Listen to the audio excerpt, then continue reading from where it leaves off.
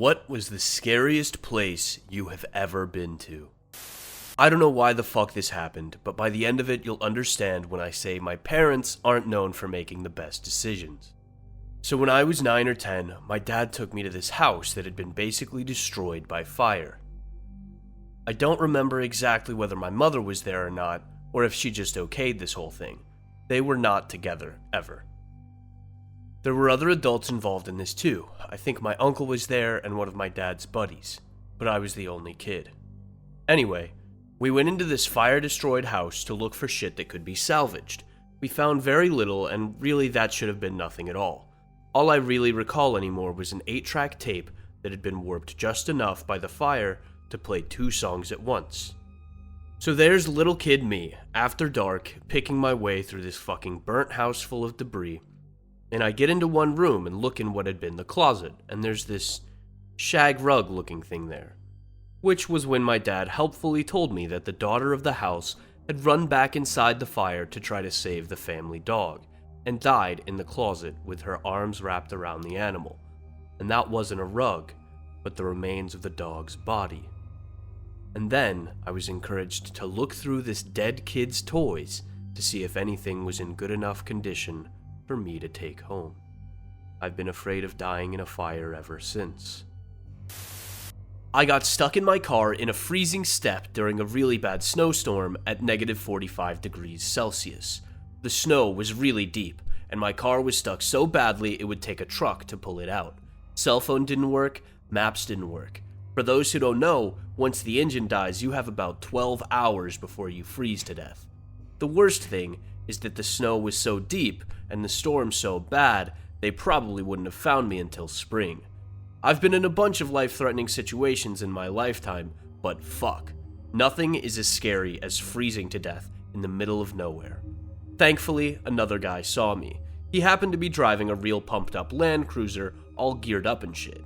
He gave me a real confused look once he realized I was driving a Jaguar XE, probably the last fucking car you want to drive there. It would have been okay if I stayed on the road, I guess, but I couldn't see because of the storm and wandered about 50 meters off-road. He pulled me out and led me for 2 hours at 40 kilometers an hour, given he could easily do 120 thanks to his car.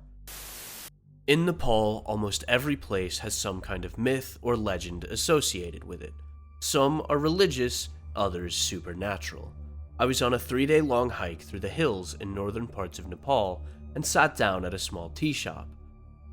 The shopkeeper asked me where I was going and where I was from, and I told him that I was going to Longtang via the northeastern hills. Yeah, you should probably not travel in those hills at all after dark. The road is broken because of the landslides, and people hesitate to give shelter to strangers at night, he said. So I told them that I'd reach the top before dusk, and I'd camp out if I couldn't find shelter. After a few hours of walking, I realized because of how fucked the roads were, I would never reach the top before dusk. So I sat down, watched the sunset, drank some tea, and took out my flashlight, because it gets dark really fast on the mountains and hills, and I went through the forest. I crossed the second broken road and finally hit the regular road around 7 p.m., an hour after sunset, and so I picked up the pace. About 5 minutes later, I hear my footsteps echoing in the extreme silence, when I notice that they're now out of sync with my own steps. For every step of my own, I hear one echo and one after that. The creepy part was when I increased my walking speed again and the echo sped up as well, the one after stayed at the old speed. After I realized this, I stopped to look back, and all the footsteps stopped. I walked around and had only walked a few more steps when the anomalous footsteps went from walking to sprinting, and as it passed me, I felt like someone had slapped my backpack very hard. I fucking ran back to the village and stayed the night in the temple. It's been 7 years since that day, and I still won't travel around the hills of Nepal after dark, and especially not alone. One time, me and my buddies went to this cave out in the middle of nowhere near Bend, Oregon at night. We had found it earlier by driving miles down service roads that were so poorly maintained, you would be surprised if anyone had driven down them in a long time, unless they had a big old truck. So when we returned, we were surprised to see a car parked near the small entrance, but we didn't think too much of it. After going through this cramped cave for about an hour, which meant some crawling on your stomach at parts, it ended in a giant circular room. As we got there and shined our flashlights for a second, we quickly turned them off when we see a light flickering at the bottom. To our surprise, there was a man sitting at a foldable table covered in candles and other things we couldn't tell what they were. He was humming and chanting. Safe to say it was terrifying, and he must have heard us because he turned and looked at us. We bolted out of there. After the long trek back, as we're getting in the car, my buddy goes to the guy's car and is shining the light through to see if there's anything weird. He must have looked for 5 seconds before the guy appeared and approached him. We can't hear what they're saying, but we're ready to jump out at any moment, thinking this guy might attack him. But eventually, my friend comes to our car and says the guy told him, "Sorry, you spooked me. I was only meditating," and that his car seemed normal. But keep in mind, this was around 1 in the morning, and it creeped us out that he emerged right after we did, which meant he followed us out, very close behind, and we had no idea, even though we were getting out of there as fast as we could. I'll never forget that night. Well, I live in the middle of nowhere, Alabama to begin with, 10 minutes away from the closest gas station and further to the closest store. I live about half a mile down a several-mile-long dirt road. One time, I had several of my friends over, all a bunch of teenage boys around 17 to 19 at the time. They all got drunk and decided they wanted to go walking down the dirt road. I went along as the only sober one and the only one who knows the land. When we reached the end of the road, about 4 miles down, I suggested we turn back. My friends were very drunk and determined to keep walking, even if there wasn't any road, so they jumped the gate and kept going. By this point, we are deep into the woods. No cell service of any kind, no traffic, no houses in sight, and this was a particularly quiet night for South Alabama, as there were no crickets, or frogs, or coyotes, just the sound of breathing. We got to an old warehouse I didn't know was there after a while, and of course, they wanted to go into the spooky-looking abandoned warehouse, but as soon as we walked in, we realized it wasn't abandoned.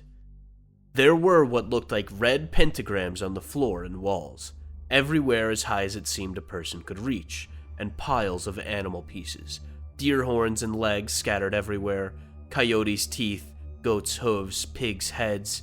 It was terrifying, but nobody was in the room.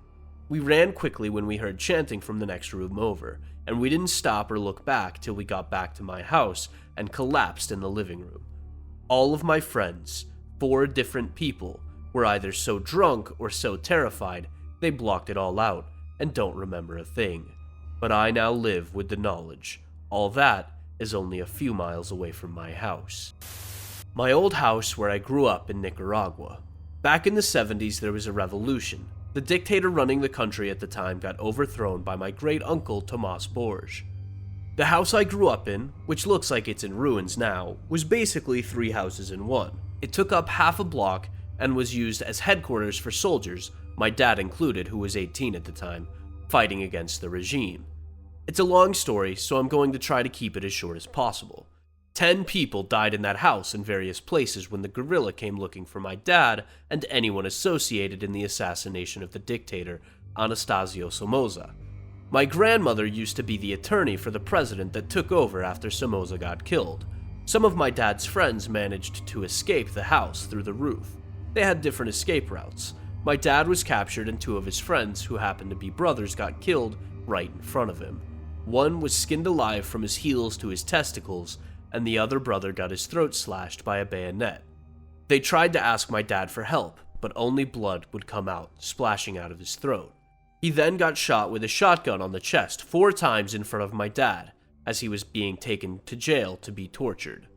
My dad has PTSD as a result, and a lot of survivor's guilt.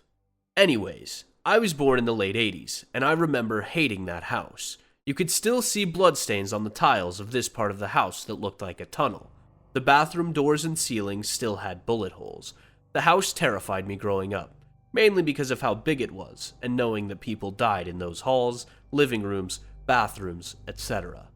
It always felt like there was something there. The house in itself is very eerie. My dad and grandmother wanted to turn it into a museum because of the historical events, but sadly my grandmother passed away 2 years ago, and my dad and 2 siblings still live there. Edenburg Manor in Scottsgrove, Iowa. I was there a few weeks ago on a paranormal investigation. The minute you stepped in that place, you could feel an overwhelming sense of dread. We took pictures outside, and after examining them a few days later, there is the face of a boy staring at us from a nearby window. The crew of Ghost Adventures investigated there in April 2015 and left most of their equipment behind. We laughed at that and continued on our tour. Weird things occurred during the daylight hours, but it went feral at night. It's a horseshoe-shaped building, but we kept getting disoriented and lost down each hallway. We had shadowy figures, balls of light, and shapes staring at us from doorways. We were doing a session in the suicide room on the first floor when a large black, spider-like creature that looked like a pair of hands stuck together and moved like Thing from the Addams Family scuttled in and ran over my friend and my feet, and we all lost it. It disappeared into an opening under a cabinet that was maybe an inch tall. We tried running out, but the door slammed shut on us. My friend's husband has to shoulder the door open to get us out of that room. We booked it from there and met up with our other group members, who had been chased out by what they described as an 8-foot-tall, cloaked black figure. My friend was convinced that what we saw was a large rat or massive spider, but I had to tell her that I had watched that thing enter a room we went into hours before, and I had said nothing because it filled me with an abject terror I had never felt in my life. I've been in a lot of strange places at night, but Edenburg Manor takes the absolute cake for me. I will never step foot back in that building. I remember driving down this lonely road at about 1 a.m. It was a 2-lane road that was barely big enough for a bus and was lined with mountains, thick pockets of trees, and cliff faces. So I'm driving along in the dark, high beams because I can barely see 5 feet in front of my car, despite there being no fog and my car using LEDs at the time. I start to get a weird vibe, like something's not right. I shrug it off and continue on. The feeling gets worse and becomes crippling fear. The longer I drive, the more terrified I get, to the point that I'm speeding dangerously, but I just can't shake this feeling. I then get a sense of foreboding, like something very bad has already happened, but I don't know what. I also get the sense that I'm not alone, like someone's running with my car or sitting inside of it. By now I'm white with fear, and I've got the steering wheel in a death trap. The car is silent as the radio is dodgy, and I didn't have reception, which made me even more scared. Finally, I reach a town, and all at once I calm down and feel happy and cheerful, albeit a little tired. It was like it had never happened. A week later, my sister told me 2 of her friends were in a car crash on that road. Both of them were killed. My own childhood bedroom. When I was around 5 to 7 years old, I would get constant dead relatives standing over me at night. My mom, sister, and I used to live with my granddad, as my dad buggered off before I was born. It was the family house, and many of my family members had died there. A man in green overalls and a lady under my bed were there almost every night. They were completely silent, but I was still petrified. The man used to stand and browse the old bookshelf, but he would know I was looking and turn and come right up to my bed, lean in and try to get in my face. Still silent, but I'd get so fucking scared I'd get under my covers or scream for my mom. The lady used to let a faint light from under the bed. I can't remember what she looked like, but I did check what the light was a few times and nearly shat myself. Later on, my mom concluded it sounded like my granddad's uncle, as that was his old room that he died in. When I saw the pictures, it was 100% him. After we moved out into our own place, my grandfather's brother moved in and died in the same room.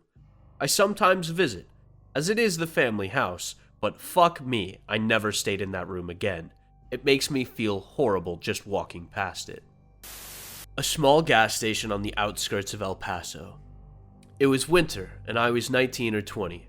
I remember people mentioned random violence in the area, but I needed gas in my car. I stopped at a station to fill up, and it's cold, so I wore my jacket. As I'm filling up, 3 guys started walking my way. I saw them from my peripheral and kept watch on them, but I didn't make it obvious. They approached the car, one standing on the opposite side, and the other two each going on a separate side. I stopped pumping fuel and casually said, "What's up?" To which they asked if they could have some cash for food. I told them I didn't have any cash on me. I remember one of them saying, "I said," in an aggressive tone, and they started coming closer. I stepped back, unzipped my jacket, and stuck my hand on one side, inside the jacket, and said, "I don't know what you want, but I don't have it, and this isn't going to be worth it." They looked at each other, and there was a palpable tension in the air, but they eventually went across the street and left. To this day, I'm convinced by the entire thing and how I felt that I was close to being jumped and or carjacked. I'm glad they thought I was armed, because I didn't have shit inside that pocket but a pack of cigarettes and a Sears Tower Zippo lighter. A trucker's motel in Sumatra. After university, I decided to get to know myself better and traveled Southeast Asia for nearly a year on my own. I was on a low budget, so I mostly hitchhiked around, but I did have a few adventures here and there. I felt pretty unstoppable near the end of my trip, although I was wondering what I would really be afraid of. Hitchhiking north in Sumatra, I got into a truck with a kind of typical strong big trucker dude. He didn't speak much English, but seemed friendly enough. At last, we had come to the end of the road. I was planning to ferry to Malaysia from there, and through sign language, I asked the guy if he knew of a place to sleep. He nodded, and he ended up taking me to some local restaurant where he offered me some food. There were a few locals, small guys, there, and all seemed to know the trucker. The thing was that most of these local dudes in the restaurant were clearly gay. They were chatting with the trucker, laughing and looking at me in certain funny ways. At this point, I started to worry a bit where I might be ending up. Instead of taking me to some sort of hostel, the trucker took me to one of the dirtiest, rundown motel places I'd been to in my entire life. And I had seen a few crappy places before. I really don't want to know what happens there usually. There's kind of a living room, and he takes me to the back where there's another smaller room and I see only one double bed. From there, there's a door that leads to a washing room, and he signs for me to go wash myself. I tell him I'm fine and I'll just go straight to bed, but he insists. Now, I'm just so run down with fear of what the rest of the night will bring, I'm starting to make up all kinds of stories in my head.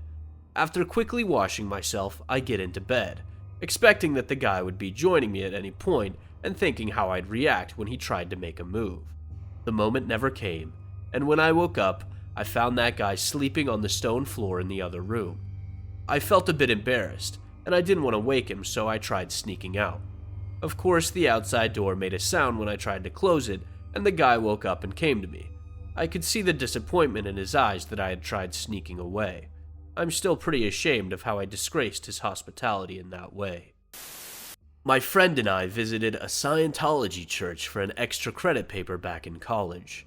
We knew next to nothing about it at the time, other than some bizarre stories we'd heard about people mysteriously going missing after trying to leave the church or speaking out against it.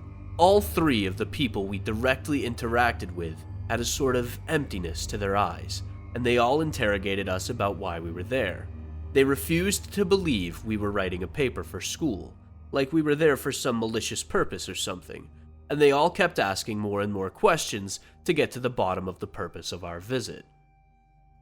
They finally let us go to the second floor. The first floor was only reception and a bathroom, where there was a large room with but one or two people in sight. They made us sign in with our name, address, and email address, and my friend whispered, "You didn't leave your real info, did you?" It was already so incredibly creepy and intense, and nothing had even happened. They sat us down by ourselves to watch a video which was super vague and boring, and all we wanted was enough info to write a one-page paper, which we weren't even getting from the video. So we got up to explore. Immediately, an older woman was in our faces, empty eyes and all, asking why we didn't finish the video. We needed to finish the video. Sit down and finish the video. We felt like 5-year-olds being punished for not sitting still. After another attempt at finishing the video, we were getting antsy and creeped out. So again, we decided to take a quick look around, then peace out. The area we were in was set up like a museum, with gallery walls covered in blown-up versions of news articles documenting the public's attempt to understand Scientology. We expected to come across something that would indicate what Scientologists do, or believe in, or something, but we never did. We only did a quick loop through the room. But every time we looked over our shoulders, one of the sign-in/interrogator guys and the woman demanding we watch the video were lurking behind us, glaring at us suspiciously and whispering to one another. We held hands, completely terrified, our imaginations racing at what could possibly lie in our future. When we felt the opportunity, we jetted to the elevator, pushed the buttons frantically, and literally sprinted across the parking lot to our car. The intensity of being in that place, especially on the second floor, is incredibly difficult to put into words, but it stayed with the both of us. We still talk about how lucky we feel to have gotten out of there without them taking our souls. When I was in my late 20s, my dad and I went on a tour to Cambodia. Part of the tour included half a day at the Chung Ek killing fields, about half an hour's drive outside of Phnom Penh. My dad must have seen that movie The Killing Fields because he opted to stay at the hotel, but I wasn't as bright as he was and gladly went with our group. The entire atmosphere was really creepy. Even though it was in the middle of a jungle, I don't recall hearing any birds or insects the entire time I was there. It was like nature itself knew the place was cursed and abhorred it. One of the trees was called the Baby Killer because Khmer Rouge soldiers had smashed out the brains of infants against its trunk, and the branches were festooned with trinkets from its victims. I even had to be careful where I stepped, because there were human remains buried all over the place, and they poked through the soil in certain places. And if all this wasn't disturbing enough, the center of the killing fields had a stupa, which is a Buddhist shrine/grave thing, with a display case loaded with the skulls of the killing field victims. Many of the skulls prominently displayed the gruesome injuries which had killed the victims, and there were speakers playing a creepy-sounding Buddhist dirge. I never want to go back to that place, ever again. An open house in Oakland, California. I had a friend who sold real estate, and he regularly asked a few of us to sit in his open houses to make sure the traffic behaved themselves and to offer the listing sheet and his business card to anyone expressing an interest. Normally, I'd get there early, tour the house so I could answer basic questions that might get asked, and find a spot to arrange aforementioned listing sheets and business cards, then pick a spot to make myself comfortable for the next 3 to 4 hours. I honestly don't know if this place was haunted, was a portal to hell, or what, but it was so fucking uncomfortable, I had to sit outside. Just now, thinking about this place and typing up this comment, the hairs on my arms and the back of my neck are raised.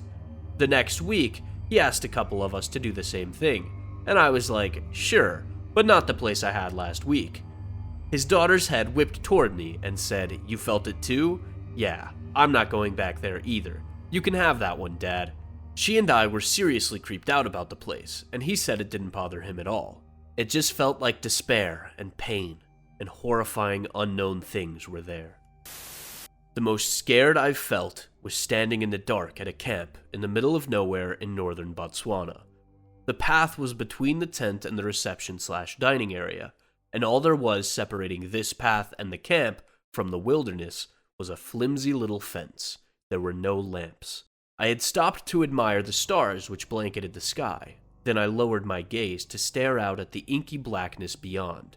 It was so dark I couldn't even see my hand. The thought that ran through my head was that a lion or leopard could be watching me that very moment, could be mere meters away, and I would never know it until it was too late. I stood there for a few minutes, savoring this fear, reminding myself that this was what it was like for humans only 100 years ago, and thousands before that. It was a humbling experience. Statistically, though, the most dangerous place I've been to is a shantytown settlement in Cape Town. Informal areas like this are among the most dangerous areas in South Africa, but funnily enough, I didn't feel unsafe, as I was there for only a couple hours in daylight, and the people around me were mostly friendly. Driving through a local forest at night through a dense fog. I was driving my motor scooter in the middle of the night and decided to take a narrow road that leads through a very dense forest of about 6 kilometers.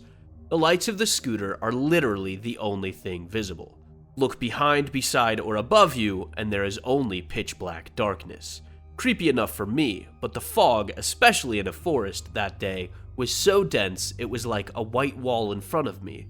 I couldn't drive more than 10 to 15 kilometers per hour, as I could not see the side of the road, nor what was in front of me. I wanted to exit as fast as possible, but couldn't because of the non-existent visibility. There's no phone service in that specific area, so I drove slowly on and on.